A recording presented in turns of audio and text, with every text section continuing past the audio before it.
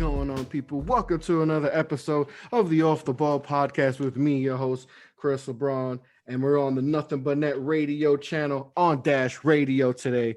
And I got a special guest with me on the show today. Someone that, I think he knows the cap and all these things better than most GMs and all that, So he's someone that I whenever he posts on Instagram, I'm always reading because it's always good to understand, all these crazy these all crazy cap situations and extensions and all that. So I got a special guest today. They call him Cap Guru. So we're just gonna go with that. He's the guru, the cap guru. What's going on, my man?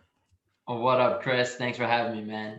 No doubt, no doubt. So, a lot of stuff going on in the league, right? It feels like, we got the bubble, the Lakers win the championship, and then boom, it's like, yeah, like an hour later, felt like, all right, the season's we gotta get the season going again. So how'd you feel about the whole bubble and all that and the Lakers win the championship? You know what? It's a fun time, but it's a crazy time.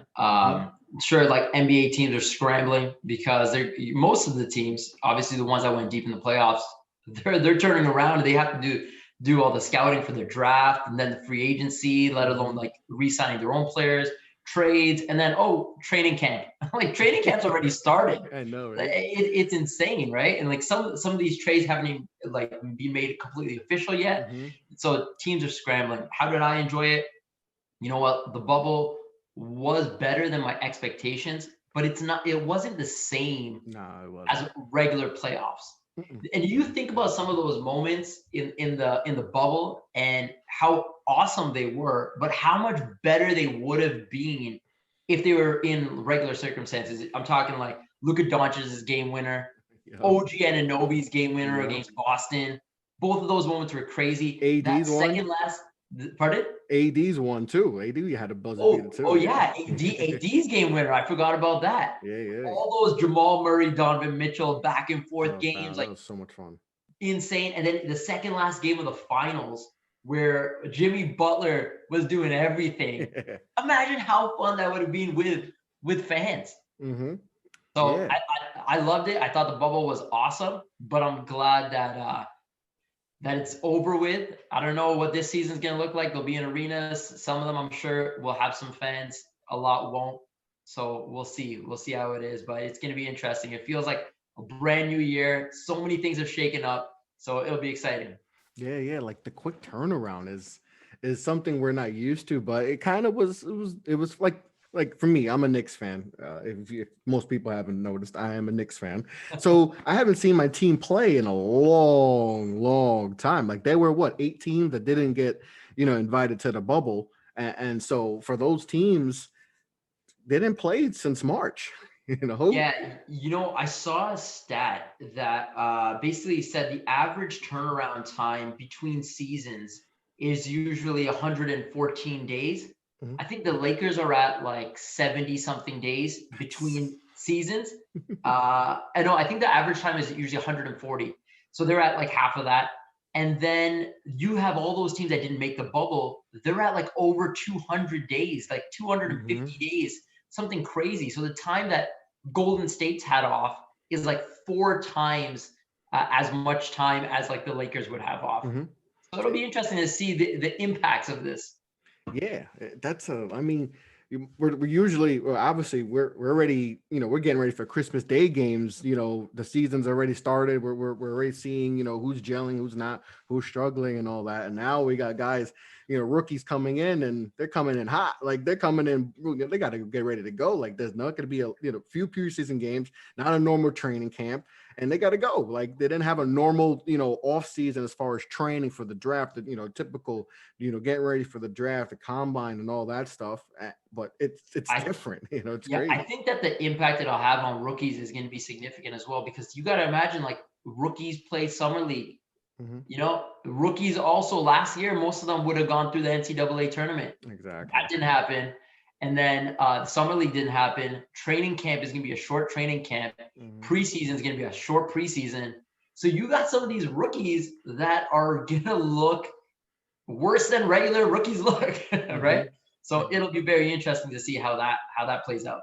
Yeah, and like that effect of not having the NCAA tournament that affected the draft a lot because we've seen a whole bunch of guys who have had tremendous March Madness, and their stock goes from being unknown Yep, to being a first round pick.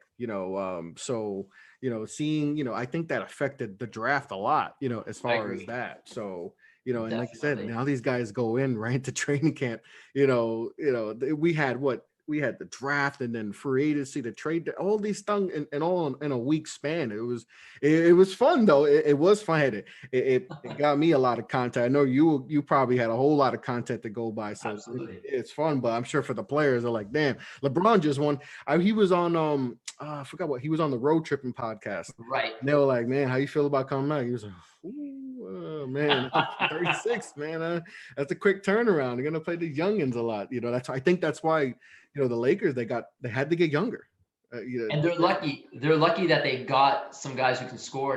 Dennis Mhm. Schroeder, even Montrezl Harrell. They got some other pieces, which will definitely help. Hopefully, alleviate some of the stress on the shoulders of LeBron. AD, he's young. He's Yeah, he's he's injury good. prone, but he's young. Mhm. But LeBron, he's not about those marathons. He No, wants to no. he wants to get to the end. Yes, he's all about counting that ring. Because at this point of his career, Yep. that's all that matters for him. He's literally chasing one person on that's it. There's only one person that he feels like, all right, I got to get to that. And listen, he got that fourth one, which is hard, man. He right now they're the favorites, right? They got I to be the know. favorites. It's Like crazy because if you asked a season ago, you'd say if you rewind a year, you'd think six is not going to happen for LeBron, and no, now you're like six is possible. six is Six is possible. maybe it's realistic Mm-hmm. because you got AD and LeBron both re-signed, and they look like the favorites, and they retooled, and their team looks stronger than ever. And while everyone else in the West, especially up top, kind of got with their biggest competition to me was the Clippers. And Yep. that was right. Everyone thought Clippers, Lakers, Western Conference Finals, and the Clippers, they should have done it. They were up big in Game 5. They should have been in the conference finals. To me, that was the only team that was could have beaten the Lakers, right? And I think Yep. a lot of people feel that way. And they got worse. I think they got worse. And now the drama behind, Doc leaving, and then the article comes out with Yeah, with that article crushed them. with That crushed them. Kawhi and Paul George, and the treatment, and everyone's jealous because the trading. I mean, that article was just it was crazy. Like they're a mess. Yeah, they are a mess. It'll be interesting. The problem as well is that who is their vocal leader? They have none. They don't have one. And those things are like undervalued or underappreciated. Exactly. There's a reason Miami he keep re-signing Udonis Haslam and the guy doesn't play. Exactly. He He's hasn't played in that. like 6 years, but yet they keep resigning him. So keep getting those checks for Donis. I ain't hating, man. But there's a reason why they signed guys, like you said, they signed guys like that just Miles Leonard like was another, like, even though like he probably led the league in claps per game, but hey, that energy he brought off the bench, just being, that helps fuel for the Clippers. You, You didn't see that. you tell me who that guy is on the Clippers. No, there is not. I Yeah, mean, right? people want Pat Bev, but like that it's that his style, like I don't It's know. more of like he'll get the energy up, Mhm. but is he that vocal leader? And I don't think he is. I don't think that No, they even have that person. That person should be Kawhi or Paul George, but neither of them fit that role. no. Neither of them play that part. I've always I don't that that addition. When they got, I understood why they did what they did. Obviously, you got to get Kawhi, and he wants to come here with someone, so you're gonna do what you have to do. And I'm sure Doc Rivers was probably like, I don't want to do this, but we got to get Kawhi, so you got to do what you got to do. In a star, when you need in a league full of stars, you got to do what you got to do. But when you get a guy like Kawhi, you kind of need to surround them with some dogs, like Kyle Yep. Lowry, like in Toronto, right? They got some dog, Fred VanVleet, Ibaka, Marcus Gasol. You got dogs there who, Yep. Kawhi is the best player, but they got guys around them that are going to be vocal leaders. When they added Paul George, I was like, do people like Paul George is a very good player, right? He's a couple of years ago, he was an MVP type player, right? When he was in Oklahoma City, but I always felt like do people really respect Paul George like when he talks? Like, because we've heard him talk in the last few years. It's like, what are you saying, bro? Like, like, and I don't feel like that's he rallies the troops like, and where you need that type of guy, especially when you have two stars. Like, you can't have two stars who doesn't talk at all, and Kawhi, Yep. and then Paul George, who's like, okay, he's not really, like, we don't really respect what he really has to say, which has been, it's been proved. Like, people don't respect what Paul George has to say. So I never understood. And then the chemistry that whole year, even before the bubble, and then obviously during the bubble, it was never there. I don't know if you saw it, but I did not see any good I think they won games because they were just talented, but the chemistry was just off. The way that year. people kept describing it was like they're a team that's acting like they've already accomplished something. Yeah, but they haven't. No. The way that they like, even like when Damian Lillard missed those 2 free throws and they're like barking at him from the sidelines, Pat Bev. It's like, you guys haven't done anything. Nah. So like, paper settle down. You guys haven't done anything, to earn that right. And so I think they were a very unlikable team. Mm-hmm. And to be honest, I'm glad. I'm glad that they kind of crumbled, because as a Raptors fan, being from Toronto, I didn't want to watch Kawhi Leonard leave Toronto and then win another championship. So I was happy. I was like, you know what? That's what you deserve, man. Yeah. And then you got to look back at that. And I'm glad you mentioned that you're a Raptors fan. You got to look back at that and just be like, did he make the right move? Like, obviously he wants to be close to home, and we know how Kawhi is. He's very, he always wanted to be in LA, and he went to Toronto, and he dealt with it. But man, that you got a good there. That who knows if Kawhi's there this year, we might be talking about the Raptors, in the finals against the Lakers, and that would have been big time. When you think about it, the Raptors went to Game 7 against Boston, and the Game 7 was like a 4-point game. So you assume Kawhi is there, they probably win that. Then you go up against the Heat, and the Heat were a very surprising team. Yeah. So you would assume with Kawhi, like, they're probably back in the finals.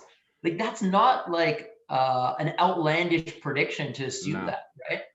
And then you get to the finals, and Kawhi matches up with LeBron, and you have a scorer who can go toe to toe. Like, Jimmy Butler did his thing, but he literally had to use every ounce of energy to do what he had to do. And if you have Kawhi who makes it effortlessly and doesn't have to, use all that strength, maybe we're talking about the Raptors back to back, and it's crazy. That changes Kawhi's legacy too. Like, that's a legacy thing. Like, now you got 3. Like, now you're in the upper echelon. Now you're in that all time, category where that's different. And now you're in a different category. I think he should have done is sign a 1-and-1. At least get, like, how many times do you see a player, the face of a team, win a championship and then leave immediately after that championship? That doesn't happen. You can't really think of many. I can't think of one where the guy was the face of the team, clearly the best player, and he left. So I don't know. I thought it sucked. Obviously he was forced into that situation. It worked out amazing, but I'm happy it didn't work out so well over with the Clippers. But we'll see what happens this year. Yeah, it's crazy how, like you said, 1 year. I mean, they were the darlings. They were people were saying they're the next great team, this defense. They're gonna shut teams down, and then they blew a 3-1 lead. They threw another 3-1 lead, and now they're in turmoil, and Paul. Who knows if Paul George is going to be there? I mean, these guys. I think they have opt-outs too after this year. Yeah. So, like, which is the craziest thing. Which this Paul team George could be and really. Kawhi, they both have opt-outs after this season. So you're telling me they gave up like 7 picks, and they get SGA too. SGA, like. Yeah. Like he's an all-star around the corner. Yeah, I think he's an all-star this year. I think with trading Chris Paul, I think he's an all-star this year. Unlocks him. Unlock him. He's going to unleash this year. It's like you gave him away, a young asset, and all those future picks, and you didn't even make it out of the second round. Like, and that's the thing, and that's the pressure. Like, you had to have gotten to at least a conference final, because if you lose to the Lakers, that's fine, right? Because people can, you lost to the Lakers, you lost to LeBron and AD. Like, that was the only team they could lose to where people were like, all right, because a lot of people said that's the NBA Finals right there is the Lakers versus Yeah. the Clippers, right? A lot of people said that's not. Hell, let's make that the finals. Forget about the East, Forget about let's make that because that was everyone wanted to see that, and then boom, they couldn't even get past Denver, like so. I mentioned it on my Instagram page, but I always thought that Doc Rivers was overrated. Oh, I agree. If you look, he was with the Clippers for 7 years. They never made it out of the second round. And you think about the talent they had on those teams. Are you kidding me? 2-3-1 blown leads. Like that is insane. And he's also the same guy who had a 3-1 blown lead when he was with Orlando and Tracy McGrady. With T-Mac in the East. I mean, and you see Paul George came out and said, like, we never made any adjustments. There's no like talk of like changing strategy and things like that. So, I mean, we'll see. They're on the hot seat. And so it's going to be even more of a pressure cooker this season because they know all these players got opt-outs. Tyronn Lue's in there. They flopped last year. So we'll see what happens. That's one of the most fascinating things going into this season is the Clippers because they could literally like lose both those guys and be in hell. Like they might have the worst situation after this year out of any team. Like, and I thought the Knicks would always have the worst. The Knicks would be like, whoa, at least we're not the Clippers. Like that's a reality, right? That's a crazy reality that the Clippers like they will go from NBA championship aspirations to like, oh, Kawhi's gone and Paul George is gone, like, and we have no one, and like we have no picks. The crazy thing though is with the Clippers is this season could end with them being the champions, and like it would make sense, or it could end with Kawhi and Paul George leaving, and they are like in the worst position of any team in the whole league. So it's like such a spectrum for them. Crazy. It's insane. They have the most pressure. I mean, them in Milwaukee probably have the most pressure, East and West. Like there's I don't think there's any other team. Like the Lakers are just chilling. Like they're chilling. They're chilling. LeBron sipping his wine. He's just like he's watching every team go through chaos, right? With the Rockets and the Sixers and all these other teams just going through even chaos. Golden State losing Clay. The Nets are trying to get a third dude to try to get to the like everyone's trying to like do crazy things, and LeBron just like sipping his tea. Sipping his wine, chilling. AD got paid. I got paid. We got dinner. We're sitting pretty, right? We're the top dogs. You never see LeBron extend like that. No. He's there with them. No player option in his third season. He's there for 3 more seasons guaranteed. Yeah. That exactly to your point. He's sipping tea. He's chilling on his wine. He's in a good place. And he's happy. He's chilling. Yeah, they got it good. All right, so let's get into some all the crazy stuff, transactions, and let's understand the cap. All right, you're the cap guru, and I feel like I haven't. People need to understand the cap more. I don't feel like a lot of people think they. I see so many crazy trades, and I'm like, that can't happen. Because that's just the cap will allow that. This isn't 2K where you can force trades. So just tell me, okay, obviously COVID has affected the cap tremendously, and it could affect it for future. So just talk to me about, just my viewers and my listeners, just understanding the cap a little bit more, especially with COVID happening now. Yeah. So basically what happens is there's a salary cap that's set. Right? Every season, there's a salary cap which is set, which everybody knows. And this salary cap typically increases year over year, let's just say 5% it increases. So this season, obviously with all this COVID stuff, the cap should have dropped significantly this season because what it's based on is it's usually around 50% of basketball related income, basketball revenues. And what they do is they take all the revenue that the whole league made and they cut that pie in half. And they say, okay, the players get half, the owners get half. And then you take that pie that the players get and you divide that by 30 teams. And that essentially is the salary cap. So obviously last season, the league did not make that much, right? But the players didn't want to take a massive hit. So it came down to this negotiation. The players were basically saying, we do not want to take a huge hit. You know, you got players at the end of their careers. You got like a player like a LeBron. You got a player, you got these other players who are going to sign extensions, and they're thinking, I don't want to get screwed because of one bad year. So the league basically was kind of pushing for an escrow. Escrow is like when the bank takes your taxes from you and then says at the end of the year, okay, we'll give you some back based on what your tax bracket ended at. So what the league does every year is they usually take an escrow amount of 10% off of all the players' paychecks.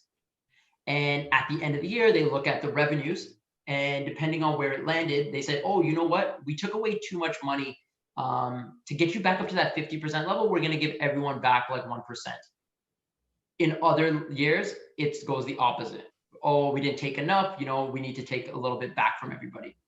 So this season, the NBA looked at the ratings when in this adjusted calendar year where they were going up against football and they were getting crushed. Yeah. So their big point of emphasis was, we want to start this season December 22nd. And the players did not want to start. And they want to start later. Yeah, they wanted to start in January, even February. You can imagine players like Chris Paul and LeBron, who just finished in the bubble, who are some of the faces of the league. They don't want to start that quickly. But what the NBA did is they said, instead of us taking an escrow amount of 30%, because that was what was projected, we were going to take 30% of your wages, and we're going to hold them. And most likely you're not going to get them because we know that the revenues are going to be very low. Instead, they made a deal. We're going to ride out this escrow at a lower amount. We're going to cap it at 20%. We're only going to take a maximum of 20% of your wages, but we're going to do this over a number of years. It might be 2 years. It might be 3 years. If you guys start on December the 22nd. So they gave them that. And of course, the players said, hell yeah, let's do it. And so, you know, older players like a Udonis Haslem, who maybe this will be his last season, he's going to benefit from that, because instead of having 30% of his wages taken or more, he only has 20%. So that's basically what's happening with the cap. And what they've done is, in the future seasons, they usually set the cap out for a number of years. They've kind of given them a range. They said, okay, this year's cap is going to be the exact same amount as last year's cap, which is 109,140,000. That's the salary cap.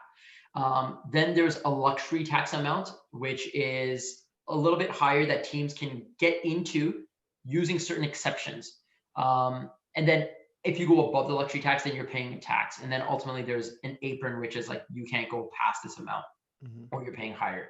And basically what happened is, now for future seasons, they haven't set a definitive amount of what that cap is going to be for future seasons. What they said is, it's going to be in the range of 3 to 10% increase. We don't know what that number is going to be, though. So teams are operating under assumptions in a level of ambiguity. And that's kind of the current situation that teams are in today. And every team has a different goal. You got a team like the Lakers that know, okay, if we just maintain the existing roster, we're in a good place. You got other teams like Miami, Dallas, Toronto, the Knicks, that are trying to maintain salary cap space for the upcoming offseason. And a team like Miami had a big dilemma, because they have a rookie, Bam Adebayo, who was eligible for his rookie extension. The rookie extension allows Miami, before he finishes his rookie contract, they can give him this extension that will basically bridge him from his 4th year to his 9th year.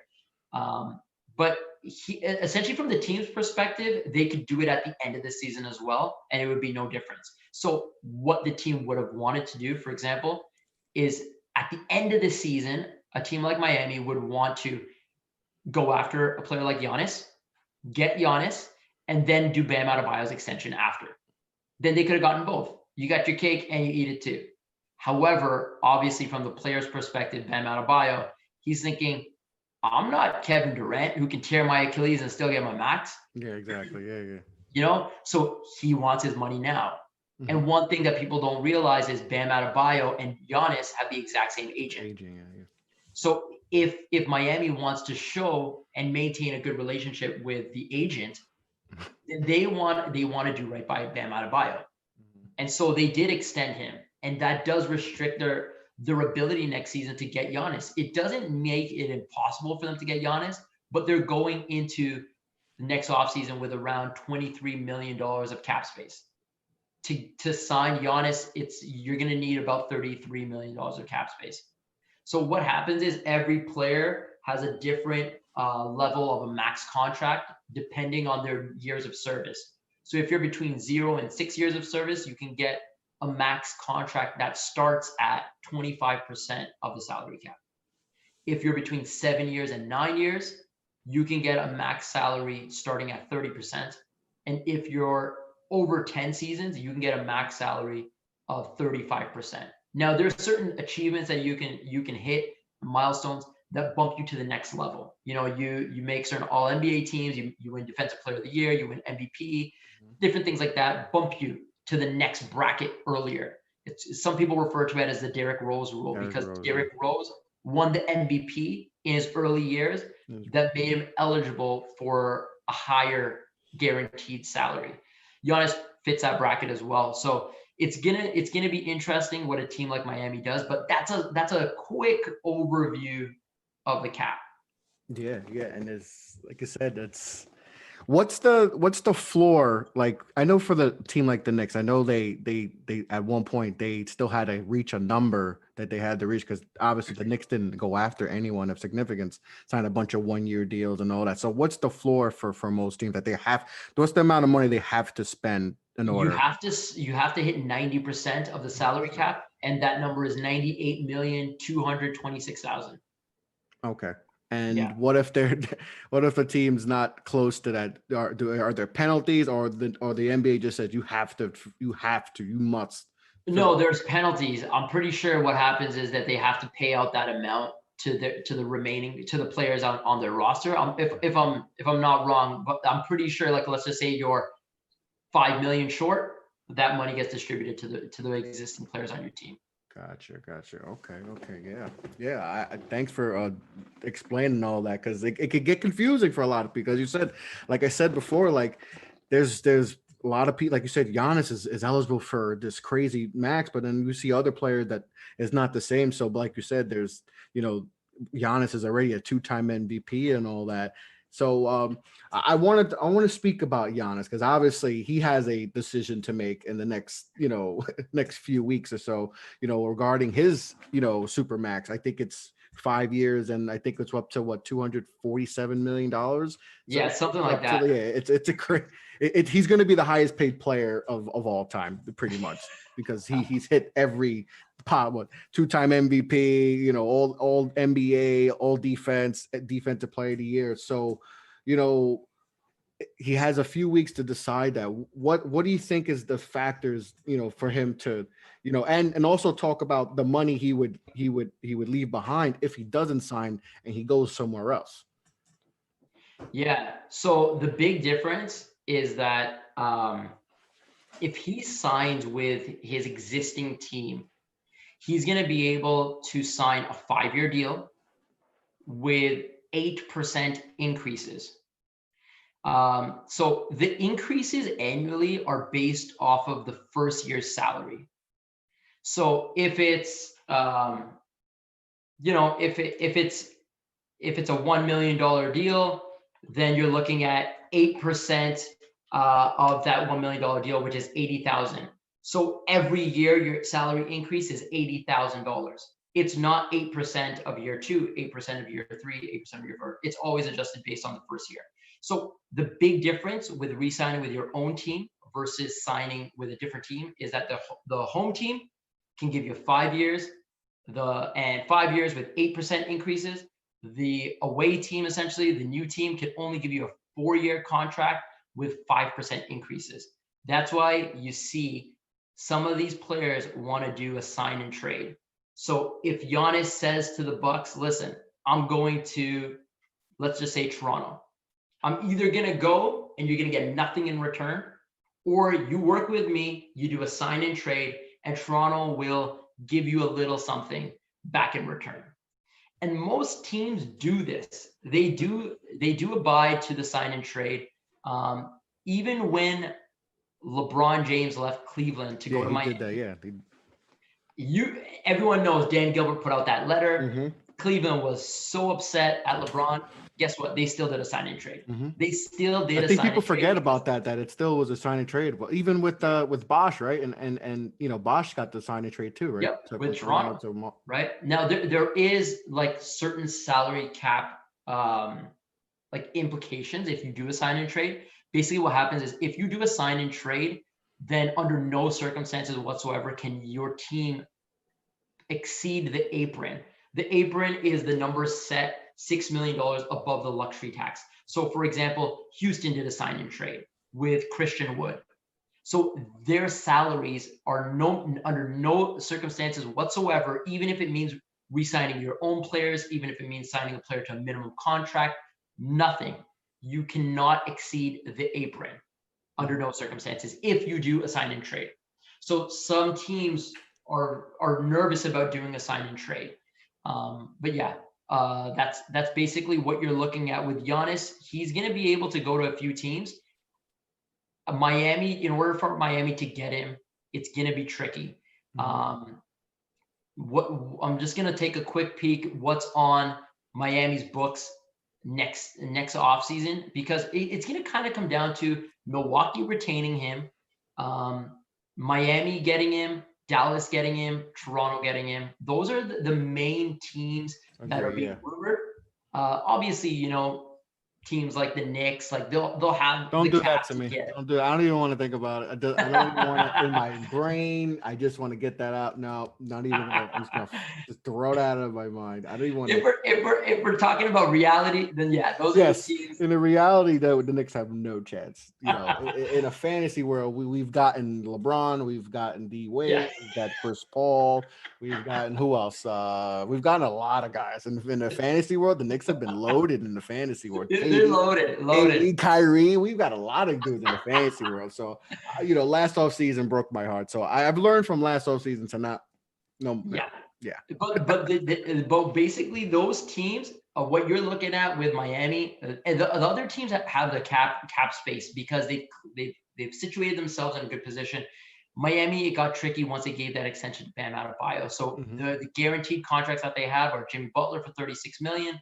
You got Avery Bradley for about $6 million, Bam Adebayo, Precious Achiuwa, butchered his name just there. I think it's Precious Achiuwa. I did a whole bunch of draft stuff and I still butchered his name. Let's just say Precious. They got that rookie Precious. That's the easy. They call him Precious. Yeah. But a lot of the rest of their contracts are non-guaranteed. So you got Iguodala, $15 million. That's not guaranteed. That's a team option. Goran Dragic, team option. Myers Leonard, team option. Tyler Hero, he's gonna be re-signed. So, but it's a team option as well. Duncan Robinson's restricted. Kendrick Nunn is restricted. So they had everything where they wanted it. Then they gave Bam this extension. They were probably pressured to do it, and they wanted to play nice with his agent. They wanted to play nice with Bam. So they're basically a little bit under where they want to be. They'll have to get tricky, whether that means waiving a player and stretching his salary, or whether that means if they do a sign and trade, that works because you can trade it. You just have to give back a certain amount of salary that's equivalent. So they can easily do that, like re-signing players like Dragic and Iguodala, and they have the rights, right? They can opt into those salaries. So it'll be interesting. It's a little trickier for them, where as a team like Toronto, they've cleared the books. There's a reason that Toronto didn't offer Serge Ibaka a ton of money. Ibaka probably would have stayed, but they didn't offer him like a deal to make sure he stays. They don't have a lot of contracts on the books for next season. They have tons of cap space. So that's my number one destination. I think that's where you think he's going. If he doesn't listen, what's the money that he would be leaving if he were to go to Toronto? Let's say hypothetically he goes to Toronto. How much money would he be leaving on the table for Milwaukee? I think it ends up being something like $40 million, but I think that's also based on actually it's more than that. I have to crunch those numbers and then let you know. It might be more than that. It might be like 60 million, but that also is with the assumption that there's no fifth year. So you got to assume, well, Giannis is going to get something in his fifth year. Yeah. So that number will probably be something like 40 something million. So really the difference will probably end up being closer to like 15 to 20 million dollars when you really factor in that he's going to get something for his fifth year. So yeah, you're probably looking at like $20 million. Yeah. Yeah, then he's got to. That's good. That's going to be a tough decision for him because Yeah. I think I think when Bogan got originally, when they also had him, traded and all that ready to go, I thought, okay, I think we heard like him and Bogan have good friendship and all that, and I'm like, all right, maybe that's, they got Drew, they got Bogan, they got Bogan could shoot, and he's, and we know what Drew can do. I'm like, okay, maybe this is it, and then the Bogan thing goes. That to me, how I think Milwaukee butchered that one, and which is not good. Like they can't afford to butcher stuff at this point. Like when you got Giannis, like your biggest prize is a free agent, you can't butcher stuff. So if they butchered that, like I just thought, okay, that's not good. If they butchered that, and he wanted him there, like that's not good. That's really not good. Like because you go into the season with Drew Holiday, it's like, okay, Drew's a good player, right? Everyone says he's always underrated, but that's not enough. That's not enough to get it over. I mean, Bogan would have helped tremendously, would help stretch the floor out, and that definitely would help Giannis a lot clear the lane. But it's going to be tough. It's Milwaukee's in the. I said this from the last year. Like if they don't win a championship or they don't even get to a finals, it's going to be tough to tell Giannis, all right, we're gonna figure things out, So I thought they were gonna hit a home run and go after someone huge. Obviously they got Drew, and he, no disrespect to Drew, but he's not. I don't think he's gonna move the needle that much for them. I think they'll still be a good regular season team, but it's in the playoffs that really matters. So, but like I said, I think if he leaves, I think Toronto is destination number one. That relationship with Masai, I think, is real. And like you said, they don't have a lot of not a lot of contracts, and they kept Fred, and they still got Kyle there, I think that's Siakam, and I know Siakam struggled in the bubble, but he's still an ascending player. OG, they got OG there. They got some nice young pieces. You put Giannis in there, he can.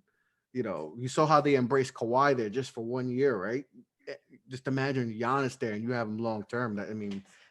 I think that's destination. I think the Dallas thing, a lot of people the Dallas thing, I think that'll be tough, to be that big three. I don't know if that fits, but to me, Toronto, that's number one if he doesn't go to Milwaukee. Yeah, I you know what? I didn't love the moves that the Bucks made in the offseason. Like, okay, you got Drew. Great. Like you said, Drew's a solid player. When you look at it on paper, you traded George Hill and Bledsoe for Drew. Okay, so the upgrade, we can all agree that Drew's a better player than them. He's a better defensive player than them. But is he like a perennial all-star? No. I don't know how much better they get, but the other factor is as well, they went all in. They gave like 3 first-round picks, and those are going to kill them if they lose Giannis. So that's also scary. And the other thing is, Drew hasn't been extended. He's got 1 season left. Yeah, so 3 first-round picks for a 1 season of Drew Holiday. And the thing is, if it's also in conjunction with Bogdanovic, then maybe you can, it makes more sense. Okay, you know what? It's really Bledsoe and George Hill for Drew Holiday, Bogdanovic, and Giannis said he wanted to go to Bogdanovic. But they blow that. Everyone's making these deals like on the down low. Everyone is, right? Somehow it got leaked to everyone. It's like what did you guys do? And the thing is, with a sign and trade, with a restricted free agent, there's 3 parties that are involved: Team A, Team B, and the player. Well, guess what? None of those teams were allowed to be speaking to Bogdanovic. Even his existing team wasn't allowed to be negotiating with him. So when that came out, they're screwed. There's no way to defend it in any way. So they got screwed on that. They lost out on that. And then because of that, What happened is the next day, Ersan Ilyasova's contract would have become guaranteed, and they couldn't allow it to become guaranteed. So what do? They waive Ersan Ilyasova. So they lost Ersan Ilyasova for nothing. So that's the second mistake. The third mistake that they made in this offseason was Pat Connaughton. So a lot of people didn't really pick up on what happened with Pat Connaughton because, he's not a significant player at the level that some of these other stars are. But initially it was reported that Pat Connaughton was signed for a 2-year, $8 million contract. That was the initial reports. But what happened is they have what's called early bird rights to re-sign Pat Connaughton, which means early bird rights allow you to exceed the salary cap to retain your own player. And early bird rights means that they've been with you for 2 seasons, or like they haven't basically been waived. So it could have been traded to you, but they haven't basically been like a free agent or claimed off waivers. So for 2 seasons. And they could extend him with a contract that would be a minimum of 2 seasons. So you can't give him a 1-year deal, or it has to be at least 2 seasons, which is what they gave him. 2 years, 8.3 million or something like that. The problem is in the early bird rights details, it says both years have to be guaranteed. There cannot be an option on the second year. And the contract was a player option in year 2. So that contract was voided. And basically they had to go back to Pat Connaughton's agent after it was reported all over Twitter and everything, which is embarrassing. So they had to go back to him and say, hey, we've structured this contract essentially illegally. We now need to restructure it so it's 2 years guaranteed. And then his agent said, well, guess what? We were planning on opting out of that second year because we think Pat Connaughton is worth more than this. So we were going to opt out of it. So if you want to retain him that second year, guess what? We need to increase the salary here, because our plan all along was we were going to opt out. We were going to get more money. So then that 2-year, $8 million became 3 years, $16 million. And the third year is a player option now. So you butchered that deal. You butchered the waiving of Ersan Ilyasova and the signing of Bogdanovic, and you gave 3 first-round picks for Drew Holiday for 1 year. And then swaps too, right? And there was a bunch of swaps involved in that too. So and you still have not extended Giannis. And the most important person on your team is not extended. Like, you tell me, like, if I'm Giannis and my agent is telling me, like, or say if you're Pat Riley or you're Masai and you're talking to Giannis and you're explaining him like, this is the team that's trying to build you a championship, mistake after mistake after mistake. We don't make mistakes over here. No, Pat Riley does not make. He figures a way. Like, he figured a way to get LeBron, Wade, and Bosh together where people are like, nah, it's not going to happen. They don't have. Yeah. It's just not. It's not feasible. It just can't happen. Boom, what happened? He made it happen. He made it happen. Whereas the Bucks can't even re-sign their own players properly. Yeah, they can't even. That's just crazy. Like, and it shows you, like, you appreciate guys like Pat Riley and how they do business and all that. And it just, Milwaukee's never been in a situation, right, where they have a superstar, right? They got a 2-time MVP. And like, I think they just went about everything like, all right, he's going to resign. No worry. We're going to win a championship in these 2 years. So no, like, and then last year happens where they lose in the second round. It's like, oh my God, this is worse than we thought. Like, oh God, like oh my God, like, and they just didn't know what to do, how to react to that. Cause now it's like everyone, like, we all said, all right, they got to get to the Eastern Conference Finals at least, right? And we knew the team had flaws, but it was like, they'll get out of the second round at least, right? And they'll get to the conference finals, and but to not get out and losing 5 to Miami. I know Miami was good, and I predicted, and I on the record, I thought Miami, because I'm like, that's the worst team that they can go against was the Miami, right? Because we saw the year before, you're a Toronto fan, so you saw the blueprint the year before. And Miami's like, we got that same, and we all know Spo, like, if there's a coach that knows, all right, we're gonna, whatever Toronto did, guess what? We're doing the same thing. And that's exactly what they did. And they beat him quicker. They beat him in 1 game less. So it's like the pressure is on, and it's just like, it feels like they don't know, oh my God. And then like at the end, they're like, oh, let's get Giannis. And then it's like, oh, at the end of the day, oh damn, we still don't have him re-signed. Like that's crazy. Like this guy can leave your franchise. Like, and you're doing all these little things that like you might not think are big, but these are mistakes that good or front offices don't make. And it seems like they butchering mistake after and they just make mistake after mistake. And Giannis is looking at this like this is your star. You're like, and he's looking at this like, what are you guys doing? Like this is they've been the number one seed, I think, in the whole league the last 2 seasons, and they've basically underperformed 2 seasons in a row. Like they got a bad matchup with Miami because like we saw during the regular season, Miami beat them a couple of times. I think they beat them 3 out of 4 3 out of 4, yeah. 3 out of 4. But there's, to be honest, like they shouldn't have lost to Miami. Like they're the best. They were on paper, they're a better team. They had the best player in the series, who's Giannis, so that you shouldn't lose, but you do. And 2 seasons in a row, you underperform. So it's not good. It's different to lose in the finals, but not even making the finals 2 seasons. And last season was worse than the year before because at least you lost in the conference finals.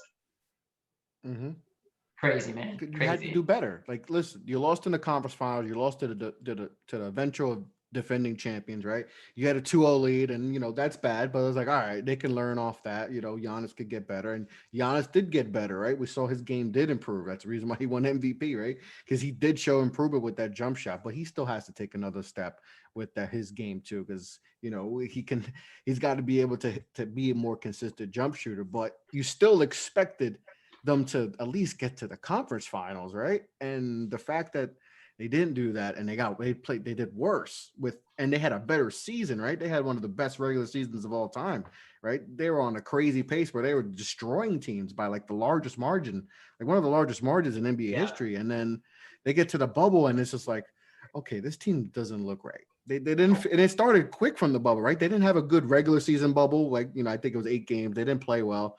And then they lose the first game to Orlando which Orlando always does it every year. And then they get swept, like the gentleman sweep, right?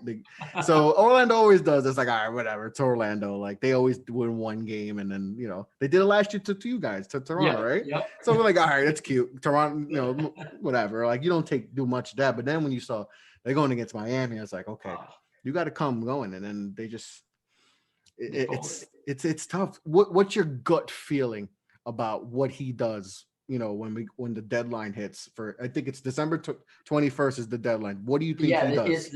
It's the last day before the regular season starts. Well, it's already not a good sign that he hasn't signed it yet. That's what gets me is like he would have signed, but I feel like we would have been hearing rumors like, all right, he's gonna sign. It's just a matter of I don't know, he's just waiting it out, whatever. You know what? From Giannis's perspective, we spoke about Bam Adebayo not being the type of player that if he tears his Achilles, who knows what he'll get. Giannis is the opposite. He's gonna get his money even if he tears his Achilles, tears his ACL. He's getting the max. So what's his advantage to sign before the season? Nothing. So I think he will not sign before the season. Like there's no advantage to Giannis except to help the team. So for that reason, I don't think Giannis will sign it beforehand. And I think it's all going to come down to what happens this season. Do they win it all? If they go to the finals and they lose, maybe he resigns, but only if it's competitive. If they get out early, if they make it to the finals and they lose in 4 or 5, then I don't know. I'm thinking that he leaves. Yeah, because the East is no pushover. Like you said, you still got Miami, you got Boston, Toronto. Washington just got Russell Westbrook. Brooklyn. Now they got KD and Kyrie. Hopefully they're healthy. We'll see. It's not going to be.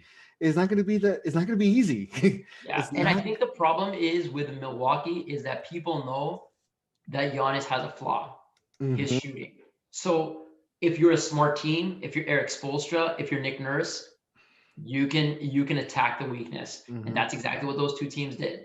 Exactly, they attacked it and they figured it out. And like I said before, he's got to have to figure out that next step in his game. Because what's crazy is he can get better, which is scary, right? Which is insane. A guy who's a back-to-back MVP, and just won Defensive Player of the Year as well. who averaged 30 and 15 this last year in like 30, under 30 minutes a game, can get better, right?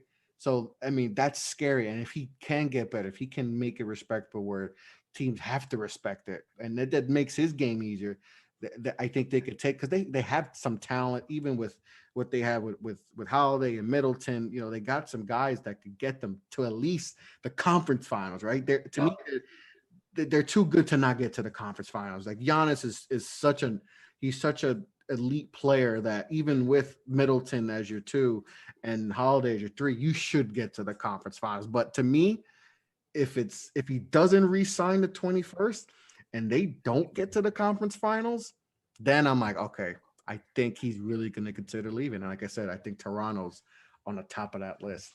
And that would be like the summer of when LeBron was a free agent in 2010, and KD when he signed on 4th of July, right? When he signed Golden State, he's gonna be that free agent where every day we're gonna unfollow every single person except for Woj and Shams, and we're just gonna be like, what is he gonna do? What is he gonna do? Is he gonna sign here? Is he gonna sign? Is there a mystery team, right?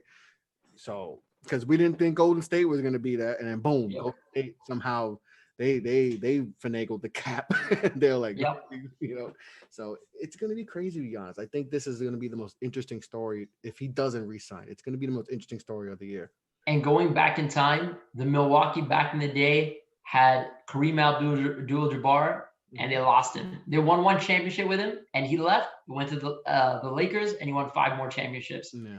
And that was a long time ago, but this is the modern day version of that. They got this guy, 2-time MVP, defensive player of the year, one of the best players in the whole league. And are you just going to lose him like for nothing, man? That will devastate their franchise, especially considering all the picks that they gave away.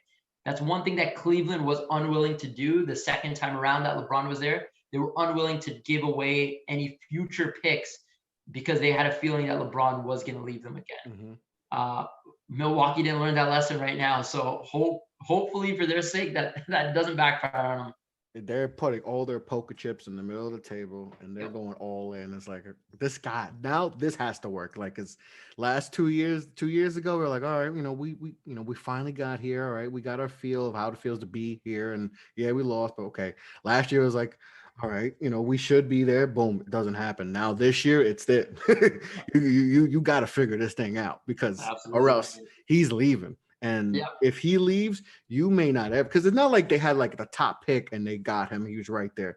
We all know the story. Like, they found him in Greece, playing against, guys like us in in the league who have regular jobs, guys like that's the league he was playing in. Like, he was playing in like a YMCA league, and they found him. They took a chance on him, like, because it was back in then. He wasn't even in the green room. He was sitting in the stands with the fans. Like, he wasn't even. They didn't even think of him that highly. They put him in the green room, like in the floor where like they all got the table. He was sitting in the stands. Like, they didn't even think like, he's not. He's just whatever. Just another project European that was just probably not going to last in the league, and they hope he's going to stay overseas. And boom, no, they got themselves an MVP. So they have to figure this thing out. They can't, because that'll cripple.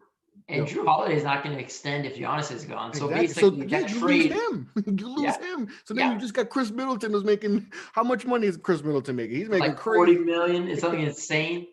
And you're going to basically have him with no future picks. No, good luck. That's all. Oh my God, they'll be with the Clippers as far as the worst situation. With the Clippers could look at each other like, "Oh, you here too?"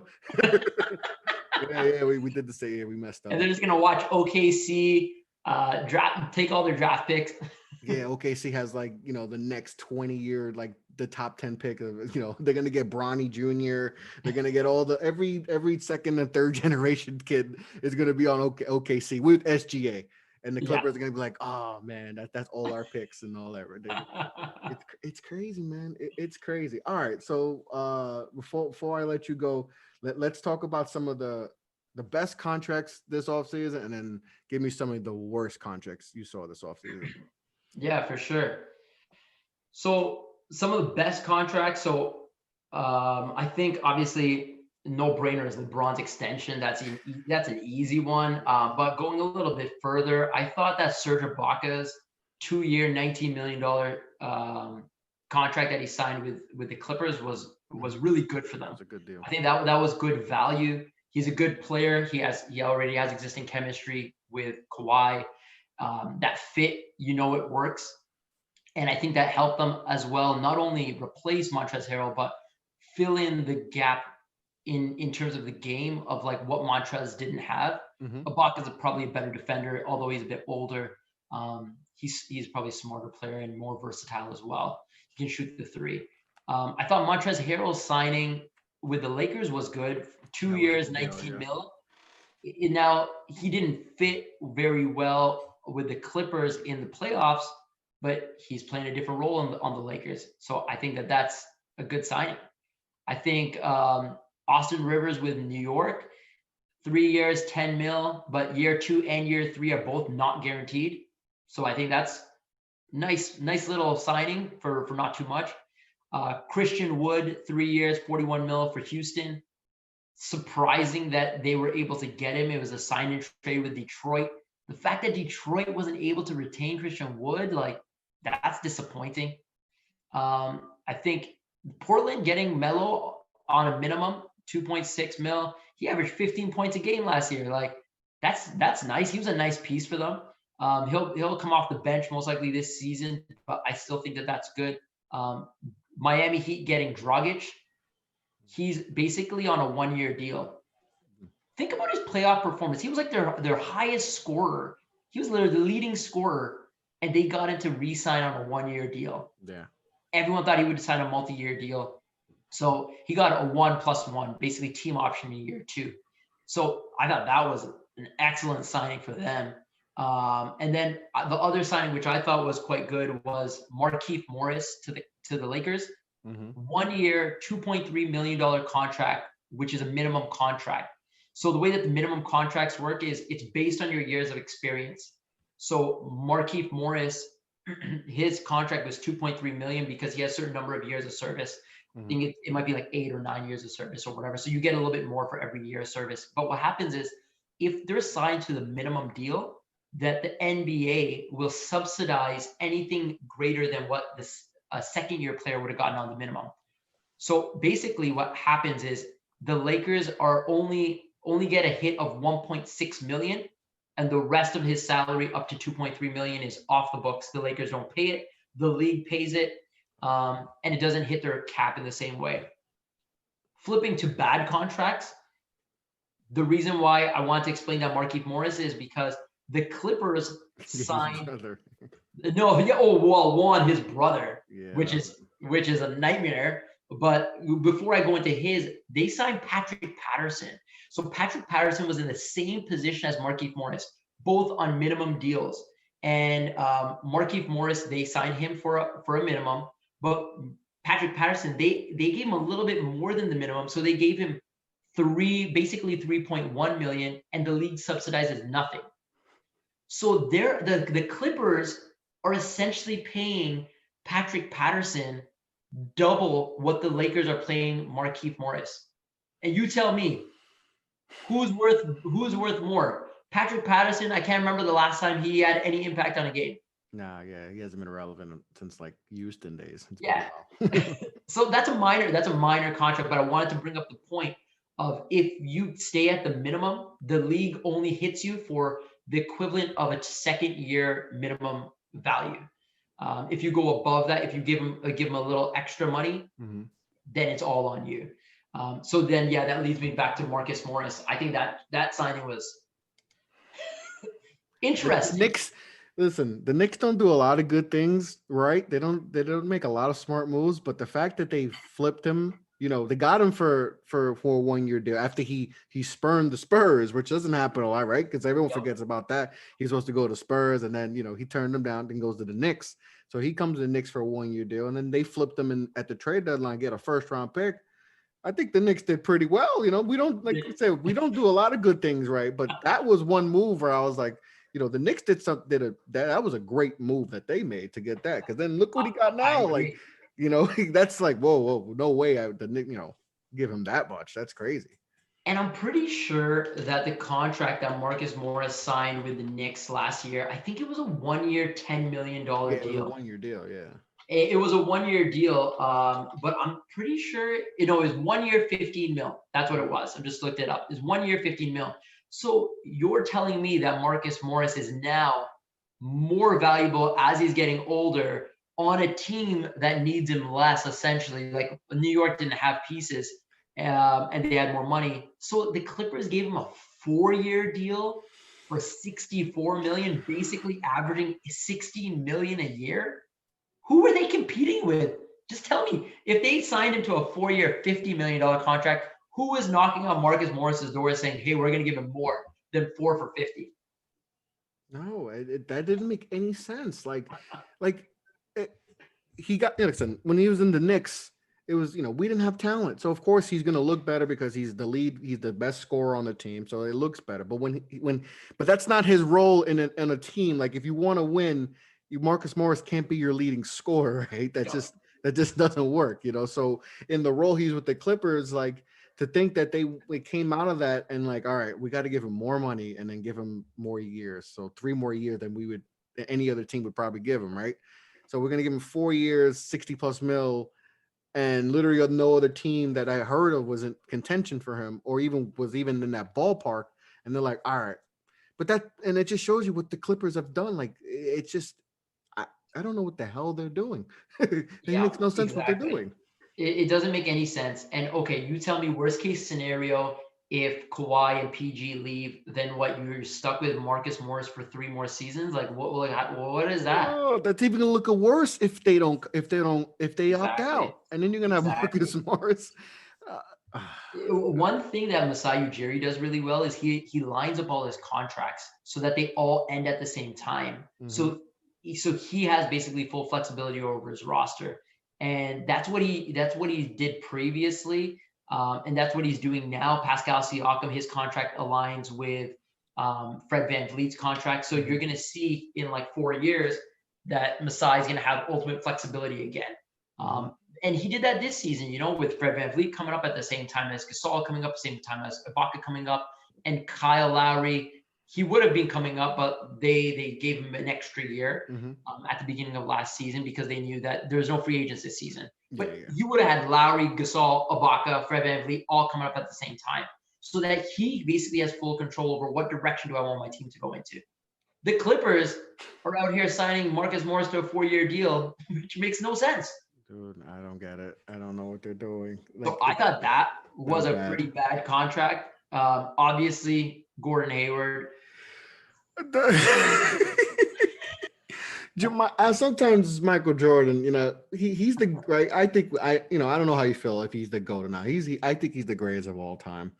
But as far as an owner and what he does, man, he's the opposite of the greatest of all time. He's the GOAT. He's the least greatest of all time. As far who is he bidding? Like I heard the Knicks were in this, and I heard they were in the 4-year, but then they heard I think the money, they were just like, all right, no, like they actually made a good move. Like 4 years and what he got $120. Yeah. Why? How? Like what in part of Gordon Hayward's game you said, all right, we got to give him 30 mil a year for 4 years. Like I get and I understand this perspective. Like they're not getting anyone to come to the Charlotte, right? No one's going to Charlotte, right? Even though they have Michael Jordan as the owner, no one's going to Charlotte, even with all the cap and all that next year, next 2 years, no one's going to go to Charlotte. But still, I rather keep my money and just sign a couple other guys and just go that way than sign Gordon Hayward 4 years, just knowing, I don't know. That didn't make any sense to me. And I don't think it still doesn't make sense. It still won't make sense. Even if they're a solid team, it doesn't make any sense to me to give them 4 years. What's mind blowing to me is 4 years ago, Gordon Hayward signed the contract with the Celtics. That contract was 4 years and 128 million. Since then, you're telling me his value is basically the same? The guy Like, that's what Jordan's thing is. Maybe he's stuck in 2017. He's like, oh wait, I thought this was Utah Gordon Hayward. No, I didn't notice his ball. My bad. That had to be the only reason because I thought he was gonna opt in. Because I just in my mind I just was like, there's no way he's gonna get. yeah. Maybe he'll get like a 4-year 60. That's what he's gonna get. He's gonna get 15 to maybe 20 million, maybe. But 30 mil a year, Jordan just like, all right, here you go. And it's Well, like, think about what? it. Like DeMar DeRozan had a similar option for like 27 million, and he opted in. Yeah. And Gordon Hayward felt more confident than DeRozan, That's saying, crazy. And everyone in there and would take DeRozan because people get on DeRozan a lot, but if you look at his numbers last year, they were pretty good last year. Like it just happened that San Antonio didn't have a good year and they weren't the same San Antonio. And but he had a good year and he's still a good player. Like I know he doesn't shoot threes and all that, blah, blah, blah, but who cares? Like still a good basketball player. And I would much rather give him that money than Gordon. And people were like, no way, I would sign DeRozan long term. And then Jordan's like, forget that. We're gonna give Gordon 30 million. We're gonna get like and Gordon had to have known that, right? He had to have known that. All right, yeah. I know I'm getting this money because there's no way you opt out. Because I thought it was crazy at first when he opted out. Because I thought everyone was like, yeah, he's opting in. Obviously, he's gonna opt in because he's not gonna get anything. But obviously, we were wrong. He got that. It's crazy. Which is nuts to me. It's absolutely nuts. Like, like I'm comparing the two just because they were in the exact same position. But DeRozan, compared to Gordon Hayward, DeRozan gets to the free throw line like 6 times a game. I'm looking at his stats. Last season, he put up 22 a game. Season before, he put up 21 a game. Gordon Hayward last season got to the line 2.8 times a game. He averaged 17.5 points. The year before that, he averaged 11.5 points. Like, you don't know what you're going to get with Gordon Hayward and how fragile his body is. Exactly, and it's the injuries too. Like his body's broken down. Like we saw, obviously, the freak injury the first game he played with Boston, but it's been injuries after injuries after injuries. And like, what part of you says, all right, it's not like he's like Kevin Durant where you're like, all right, he's such a super player. There's like, all right, he's gonna come back and he's gonna be that dude. No, he's not that. He's just not that dude. So why would you even think about giving him all that money? Like, it didn't make any sense. I don't know what Kupchak and Jordan. Maybe they were sipping on too much of whatever they were drinking, and the cigars got too much fumes. Jordan loves his cigars. Too much fumes got in his head, and they just thought it was a good idea because it doesn't make sense. It doesn't make any sense. Why would they do that? I think that's honestly one of the biggest problems with the bad teams is it's not the players you don't get, it's the players that you sign to these bad contracts and eat your salary up.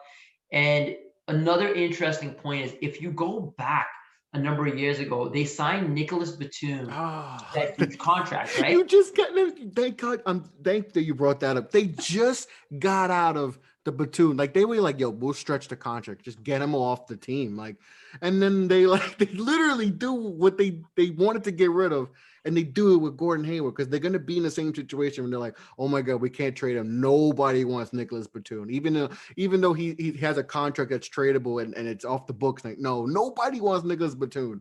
And they did. That's what didn't make sense. Like they just went through this, and they're gonna do it again. Yeah, exactly. So basically, Nicholas Batum, when they signed him, his contract, the first year of his contract was 22% of the salary cap, and that was a significant hit. They gave a huge contract. Gordon Hayward's contract is like 37% of the salary cap, so it's even worse. And it's like they don't learn. And then, like you said, they waived Nicholas Batum, stretched his salary, so they're paying him $9 million over the next 3 seasons on their salary cap. Like, just like, what are you doing? And that's why I gotta commend your team, the Knicks, because they didn't make any mistakes this offseason. And that's a step in the right direction. And that's why I think they had a great offseason because they didn't do anything crazy. Listen, last offseason was the ultimate thing, right? Oh. Don't get KD, they don't get Kyrie, Kawhi, whoever they thought in their mind they were going to get, they didn't get. But then they did what Charlotte did, and they signed, a bunch of power forward. They signed Julius Randle to 4 years, 72 whatever $1 million, and Bobby Portis got $15 million, and Taj Gibson, and they just signed a bunch of guys that didn't make any sense. Like, No. and I think they learned from that and just sort of like, okay, we just can't make a bunch of crazy moves simply because we're in New York and we're pressured. We have to. No, we're not going to go after Fred, because there was rumors of Fred VanVleet, right? That was a rumor, and they didn't give him, they didn't go after him, and I don't think there was much interest in reality from Fred to go to the Knicks. Which, why would you want to leave Toronto anyway, where you can, you're part of something special there, and they took a chance on you. So why would you want to leave? And you're going to get paid too. So that he got the best of both worlds there, and other guys, possibly, but I think they like, I know a lot of people are like, oh, they should have went after Westbrook. I was like, no, don't do that. And the thing is, the Knicks got new management. Like, they got Thibodeau as their coach. They got Leon Rose, and so I think they're thinking differently, and hopefully they can keep it up and make good decisions, right? Because it's those bad contracts like that Randall one, 3 years, like 60 mil that was guaranteed, and like that last year I think it took him to like 72 mil or something like that. To 72, yeah. Like those contracts kill you. It's the same reason why I think that the Clippers signing Marcus Morris, it's like, it's these contracts that kill you, that stop a team to get to that next level, right? And it's different if you're in a position where you don't have any room, and the only way to get better is by retaining your own players, which is what Brooklyn did on Joe Harris. They gave him a big contract. I think it was 4 years, 72 million or something like that. He got paid. Right? Kids, learn how to shoot. Learn how to shoot. Because Bertans got paid, and Joe Harris got paid. Bogdanovic got paid. Those guys get paid. Shooters get paid. The thing is, though, with Brooklyn, you don't have any space to sign any free agents. So you can't lose Joe Harris. No, they couldn't afford to lose him. No, not at all. And so they got them, and now guess what? They have assets. If a team if they want to, they're in the rumors for like James Harden. All right, that was my next transition. I want to talk about that because it seems crazy, because he turned down 2 years, and like it felt like $500 million he turned down. Like he was gonna be the first $50 million player. How the hell can Brooklyn do this and make sure that they could build a competitive team around, if, let's say, this does happen? Because we see how how Harden's acting. He's acting like he wants out, right? We see how he's acting. He didn't even attend practice. He didn't even attend practice, right? And we're talking about practice. He didn't even attend practice. Like, they rumors like a few weeks ago he wants to go to Brooklyn, right? That's his number one destination. He's done with Houston. How do the Nets pull that off, if they can pull that off? Yeah, they can pull it off because they have pieces, salary matching pieces. So you got Karis LeVert, you got Spencer Dinwiddie, you got Joe Harris.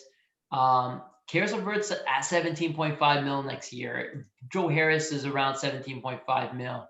Dinwiddie's got a player option for next season. Taurean Prince has got 13 mil for next season. You add these salaries up, you can give them over to Houston, and you can make it work. The thing is, though, I think that Houston's in a position where they're going to look at their options. And it's like, if we're trading Harden, then we're going in a young direction. Do we want one young superstar talent potential like a Ben Simmons, which a lot of people think Ben Simmons is the guy they should be going for, because Ben Simmons, to some people, is better than getting solid young pieces like Karis LeVert and Dinwiddie. You'd rather have Ben Simmons, who could be an all-NBA level player. An all-NBA type, exactly. Yeah. And then the other player that gets into the discussions is Michael Porter Jr. I've heard that. I just was listening to Bill Simmons podcast. Yeah. He was talking about that, but that would probably have to be like a three-way trade to try to pull that off, right? Yeah. So like it would either be that Brooklyn tries to move stuff to do a three-way deal, but they'll be giving up a lot. They'll be having to give up a lot of picks. Now, the one thing that was interesting to me is that Houston valued Westbrook very low. So it makes me wonder, what would they realistically expect to be able to get from Harden? Mm-hmm. Because if and I'll just pause on the Harden discussion just to pivot to the Westbrook discussion because it's all related. But if I'm telling you, let's compare Westbrook to John Wall, okay? And you're the GM of let's just say of Washington, and I'm the GM of Houston. So Westbrook in 2019 was made All NBA third team. Mm-hmm. John Wall played 32 games. Okay. Then last year, Westbrook again made All NBA third team, and John Wall played 0 games. Both of them make basically the exact same salary. So for me to get your All NBA third team player, and I'm gonna give you John Wall, who when healthy was solid, Mm-hmm. but he hasn't been healthy in 2 years. A major injuries too. Like what are there's Achilles and his knee, right? It was major. Torn Achilles is massive. That's a big injury. So if we're gonna make this swap of these two players, one guy who's been All NBA third team twice he's been MVP. So although you can say these players are similar, they're really not exactly similar, and one has a higher ceiling probably. Mm-hmm. What should you be throwing in? Like, what should the Wizards be throwing in addition to just player for player? What would you think? Yeah, and that I thought that was crazy. Like the market for Westbrook, there was no market. Like, and I understand he has flaws, but this is still, like you said, I think people forget that. I think, and I saw a lot of people like, oh, I didn't know he was All NBA third team. I was like, yeah, he's still a good player. Like I'm not a big Westbrook fan, but it's crazy that essentially it was what a player for player, and then a first round pick was thrown, and that was it. And the first round pick that they got was heavily protected. So it's a first round pick that the best it can be is 9th. That's the highest that the pick can be, 9th. And like, I'm thinking that's the only thing you could have gotten, a heavily protected first round pick. I'm over here thinking the Knicks have to give up RJ Barrett and Mitchell Robinson. Meanwhile, we're just like, all right, just make sure the salary switch and give him a protected first round, and that's it. And you think like John Wall was probably the worst contract in the NBA right now. Yeah, probably, yeah. He has 3 years left, and all the years are over $40 million. And he hasn't played in 2 years. Like, that's insane. Like, at least get out there and show me you can still play ball properly. So that's what makes me think back to James Harden.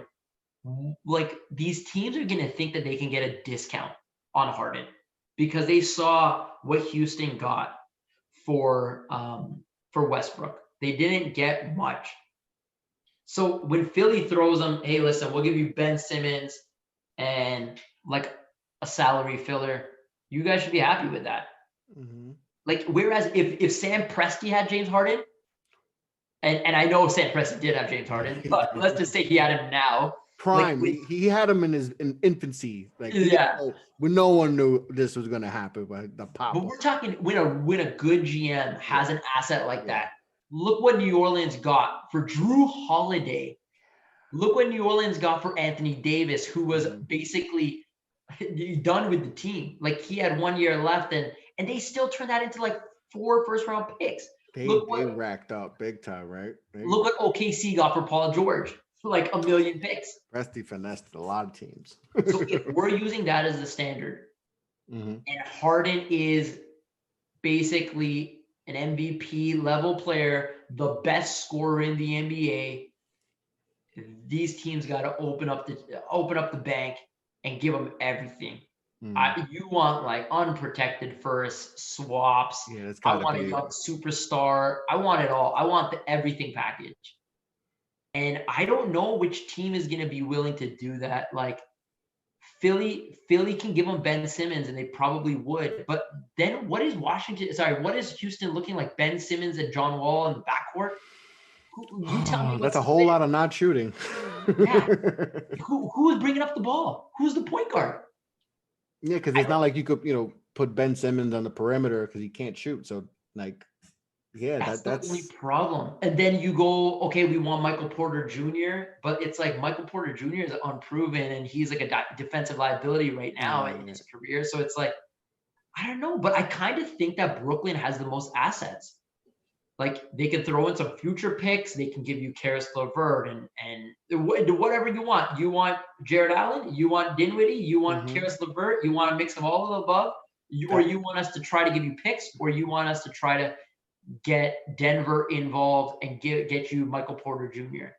Brooklyn has a lot of assets, and and it's they can crazy put to think that at one point, like not too far long ago, they had no assets. Like they yeah literally were nothing. still, going through the Boston trade that was still affecting them, right?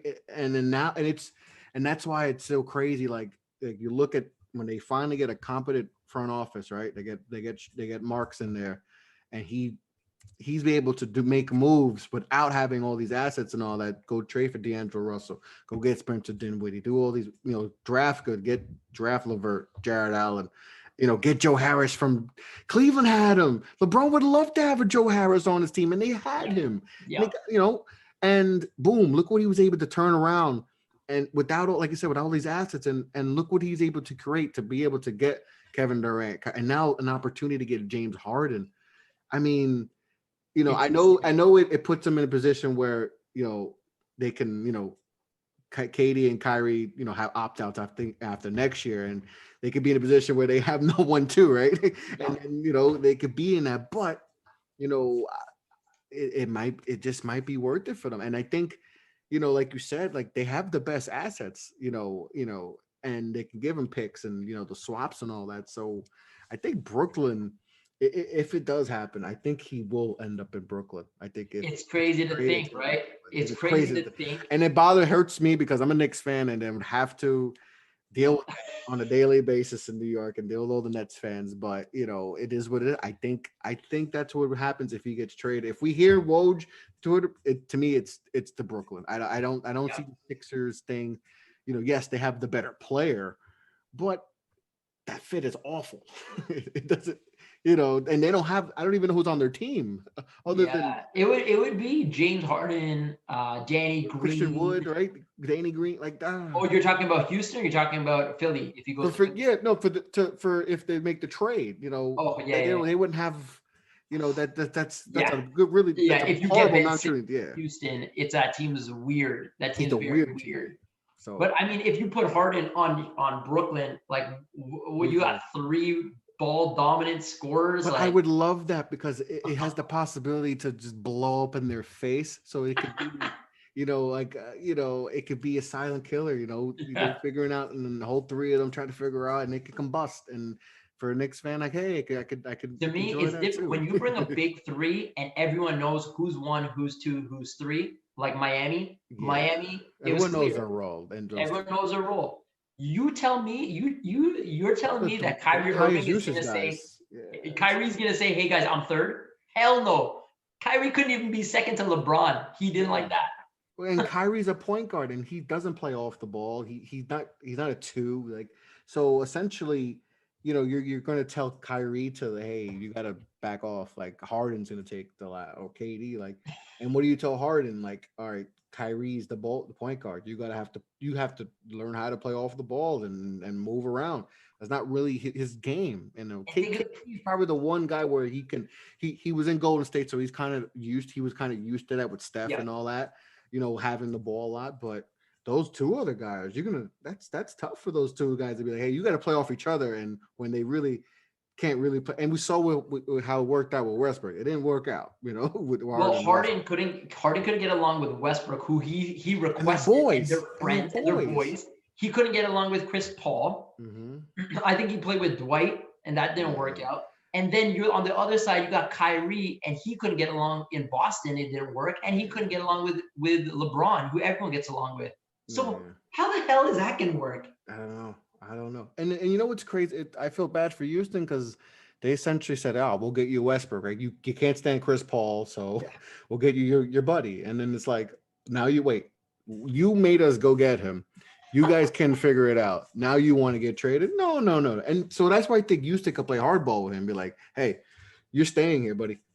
whether you like it or not. So you make it work, because we're And not going to trade you somewhere because you want to go to Brooklyn. No, because they could just be like, we don't want what they have. And he has 2 years left on his contract guaranteed, and then the third year is an option, player option. So I mean, Houston's in no rush, but will Harden attend practice and come to play? We see what he's doing now. He's with little baby, giving him presents, and he's at the strip. Whatever he's doing, he's gonna make it. He's gonna push their buttons. Yeah, for sure. He's definitely gonna push. He's gonna force their end. Where I think there's gonna be a point where Houston's gonna be like, this isn't worth it. Like, why? Like, yeah, we don't want to trade him, but it's probably better off we just get rid of him and we don't have to deal with the headache, because it's going to get to a point where it's going to be a headache and it's just not going to be worth it. So that's why I think Brooklyn comes in and they just say, just go to Brooklyn, whatever. We don't have to play. We only play twice a year, whatever. Just, we can't deal with the headache, because at this point, it's clear he doesn't want to be there. He's showing it with all his off-season stuff that, he's not at practice and all that. We see Westbrook, he's all happy in Washington and all that. He's doing all his thing. So why is it, he's doing his thing there. Why can't? So I think it's going to get messy. And I think eventually Houston's just going to be like, you know what? Let's just trade him. Like, it's at the end of the day, if Brooklyn really wants him, I think that they have the Godfather package of that Houston can't refuse. They got so many assets. They can flip him for Michael Porter if they really wanted to put a bunch of assets on the table. They can throw in picks. A deal that probably will be difficult for any other team except maybe Philly to match. But again, with the fit, what would Houston do with Ben Simmons? Yeah. I don't know. So that's gonna be tough. It's gonna be, like I said, I wake up every day and I go to cold sweat thinking, looking at Woj's tweets say he's gonna go to Brooklyn, and then having to hear. But like I said, they could be. I could look at it both ways. I could look at it away like, oh God, my team's not there, not close to being good. But this could blow up in their face while we're in the back, doing a little thing, which is kind of weird that the Knicks are flying under the radar, right? When's the last time the Knicks are flying under the radar, for good or bad? We're flying under the radar. The Nets are trying to take all the, all the love, the back pages, and everything's blown. Well, because how New York is, man. The minute, because they're gonna love that that big three, because there's gonna be so many. Kyrie's already going through his thing. He's a media blackout. KD's gonna have one of his moments. That's gonna happen. And then Harden hasn't felt New York yet. So once he comes in, that's gonna be whoa. So he, and even though it's Brooklyn, it's still New York, and they're gonna get after you. So that could blow up in their face too. Which could be fun as a Knicks fan, because it's been the opposite, right? Everyone makes fun of us now. But that truly can blow up in their face, because it sounds good on paper. Right? And this is a 2K team, right? This is number one team in 2K we're going to use, but this could really go bad, like, because there's a lot of egos in there. That's a lot of that's Steve Nash. Steve Nash didn't say, damn, like that. Oh my God, I just wanted to coach these two guys. This is gonna be tough enough. No, you had first time head coach. He might not make it through the year. That's why he's got all these guys. He's got D'Antoni on his bench. So how funny is that? Like, damn, I can't get away from this guy. I quit my. I even I don't want to. I'd rather be an assistant coach in Brooklyn than be a head coach in Houston. He literally, that's what he did, right? He literally said, "Nah, I don't want to be the head coach no more. I'm gonna go be assistant coach. I'm gonna lay back, chill with my guy, my guy. Teach him how to be a head coach." Then now, guess what? Mike. Harden's coming. Harden's coming over. Harden, he's coming back. It's like, wait, you guys did this to me and with Melo, you broke him there, and then like, what are you just trying to give me a heart attack? Hilarious, man. It's going to be crazy. It's crazy. This season's gonna go by quick, and there's gonna be a lot more drama coming up, man. So it's gonna be a good one. Yeah, there's gonna be drama. Like you said, we got this Harden thing, and like you said. And then next offseason will probably be the craziest offseason ever. Next offseason, and like I do a lot of draft stuff too. So the draft next year is supposed to be like elite of elite. Like there's like blue chip guys. So you add that, and then you add free agency, which has some big names, right? It's gonna be the opposite of this year. The draft wasn't so hot, free agency wasn't so hot. Next year, complete opposite. Next year's gonna be crazy. So, and then obviously we have Giannis. So the storyline, that's why the NBA is great, man. That's why I love the NBA, because it's the stories, right? We're gonna go into next year with all right, who's gonna get a top 3 pick? Who's gonna get, who's gonna get Cade Cunningham, right? Who's the top guy, right? When Giannis, what's gonna happen to Giannis? Like, where's he gonna go? Giannis, ESPN's gonna have Giannis watch, Yep. like, so next year we get, we can be sitting here next year, sitting like, with a lot of stories, but we still got some good stuff going. And that's why the NBA to me is king. It's just the storytelling and all that and everything going on, but it's going to be crazy. The season starts soon. With training camp starting, and what's your projections before we get off, what's the projections for the Toronto Raptors this year?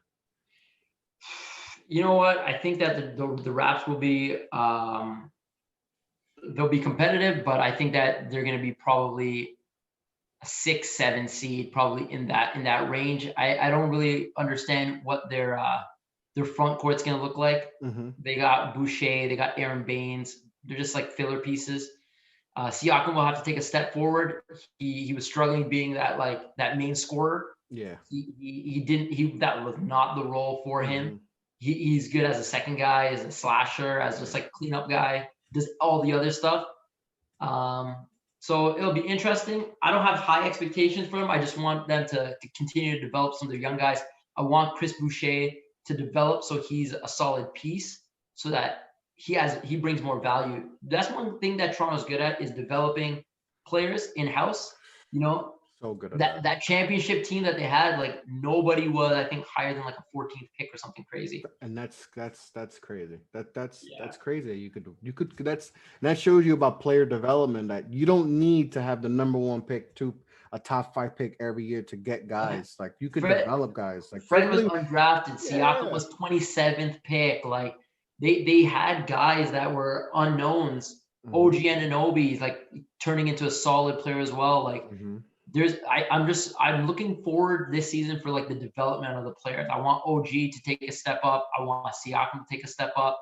I'm interested in seeing like Malachi Flynn. That's what I was about to bring up. They drafted Malachi Flynn, who I think is a perfect Raptor. I think when they took him, I was like, oh yeah, he's a Raptor. He has the style of our Raptors guard. Like, he's just perfect. And they took him. I was like, yep, he's gonna be a good player. The thing that I like about the Raptors roster is like they have enough cap space to like fit in pieces, but they're not like a shell. It's like, it's not like they have nothing. They have a good foundation and said, hey, who wants to take us to the next level? Because we got everything else that you need here. Mm-hmm. You got a solid number 2 guy. Siakam knows he's the number 2. You got like OG, a solid defender. You got Fred VanVleet, a budding point guard. You got some young guys. So who wants to come take setting up for that guy in Wisconsin? Yeah. I'm telling you, man, if it just feels like that's what they're setting up for. I would love it, man. Masai knows what he's doing, man. He's a risk taker, and we saw what he did with Kawhi, taking a risk on that. He's definitely setting up, for the bigger picture. So, like I said, it's going to be crazy. This off season was crazy, and the season going, but next year's gonna be crazy too. But my man, this was fun, bro. I really appreciate you coming on and spitting knowledge about everything Cap and talking about all things basketball. This was a pleasure, brother. I appreciate you having me, buddy. Anytime, man. No doubt. So where could people follow? Do you have any projects you got going on? Anything you're going? Where could people follow you on social media or on all that good stuff? Yeah. So right now, I obviously have the Instagram page, NBA_Cap Group. I haven't been focusing as much time on that as I was in the past, because I'm working on a basketball site focused on the business of basketball. Nice. The site's gonna be notradeclause.com. That's what it's gonna be called. It's gonna have up-to-date team cap sheets, so you can go in there and see, hey, how much salary, cap space does a team like Miami have next season? Mm-hmm. You're going to see all that information. Nice. So that's coming soon in the next couple of weeks. That should be up, notradeclause.com. Awesome. Looking forward to that. Well, like I said, you can follow him on Instagram at NBA Cap Girl. He always posts a lot of good stuff, informative stuff. And it's he puts it in a way that you can understand, because I know the cap and all that, trade exceptions, exhibit 10s, A's, B's, exhibit D's. All these exhibits can get confusing, and I know a lot of people, I've seen a lot of people get confused, and that's why I wanted to do this show so people could listen to this and understand, us understand it a little bit more. So, like I said, my man, this was a pleasure having you on. Like I said, I think I did a show with you with Josh, Yeah. previous few a while back. So I definitely wanted to get you on one-on-one on the pod. So, Awesome. man, this Thank is you a for having pleasure. me, buddy. No doubt, no doubt. This is a pleasure to have you on. Hopefully, we're gonna have this show up in the next couple of days. We'll get this, we'll have it up. It'll be available on all podcast platforms. I'll make sure to put all your social media and all that in the description. But on that note, guys, this was, like I said, this was fun. Like I'm glad that people are going to be able to listen to this, get informed about the cap and all that, and understand all that crazy stuff in the NBA. And NBA is coming back real soon, which is exciting. There's a lot of storylines going.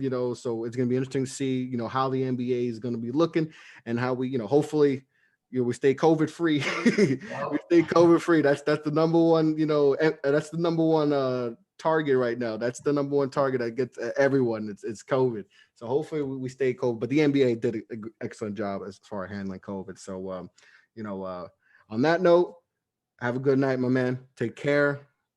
Stay healthy and all that. All the craziest in the world. And COVID and all that. Thanks for being on the show, man. Thank you, Chris. Anytime, buddy. No doubt, no doubt.